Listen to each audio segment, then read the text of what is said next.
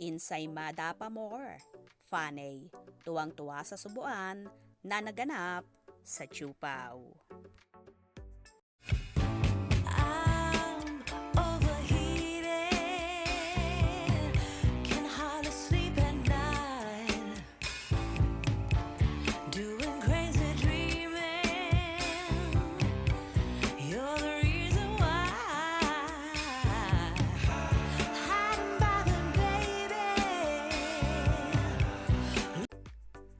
How true na sa sobrang sweet ni na Paolo Avellino at Kim Cho ay naispatan ang dalawa na nagsusubuan ng ensaymada. Lalo raw nagiging close ngayon sina Kim Cho at Paolo Avellino. Sa bagong chika ni OG Diaz sa kanyang showbiz update, sinabi nitong naispatang nagsusubuan ng ensaymada ang mga bida ng What's Wrong with Secretary Kim. Hindi naman masabi ni OG kung sino ang nagsubo at kung sino ang sinubuan ng ensaymada. Tinalakay ito ni OG matapos itanong ni Ate Mirena kung sina Kim at Paulo na. Kasi ang mga kapitbahay namin, tinatanong ako kung sila na ba, ani Ate Mirena. Sa ngayon, hindi pa. Pero huwag na tayo magtataka kung isa sa mga araw na ito, sila na.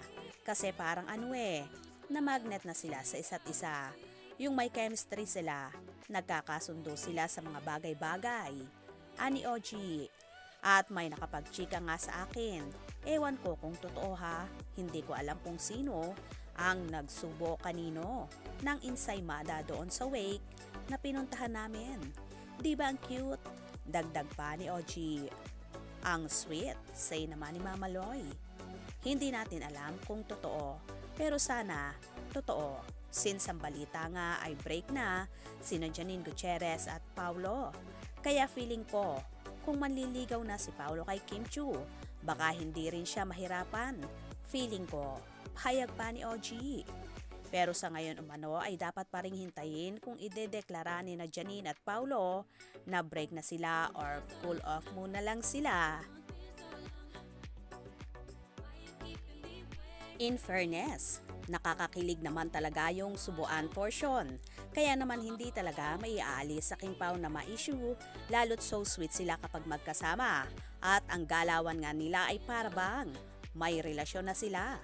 Kahit naman sina OG Diaz, Mama Loy at Ate Mirena ay kinikilig sa subuan na yon ng Chupaw. At kahit nga, ang vlogger at writer na si Christopher Min ay kilig na kilig din tungkol sa mga nababalitaan nila at tila pabor din sila na ang King Pao ang magkatuluyan sa hinaharap. O diba? Hindi lang naman ang mga fanay ang nagwi-wish noon na kahit ang mga writers, columnists, vlogger at entertainment press ay agree din dito. Kahit nga si Manay Lolit Solis ay pumapabor din na ligawan ni Paulo si Kim. Diba? Ganito nga kalaki ang fandom ng Kim Pao. Hindi lang sa telebisyon pati na rin sa entertainment people. Kaya Kim Pao, anong masasabi nyo rito? Arat na. Kaya naman tumutok at wag na wag pauhuli sa mga maiinit na kaganapan. Anong inyong magiging reaction sa bidyong ito? Comment below.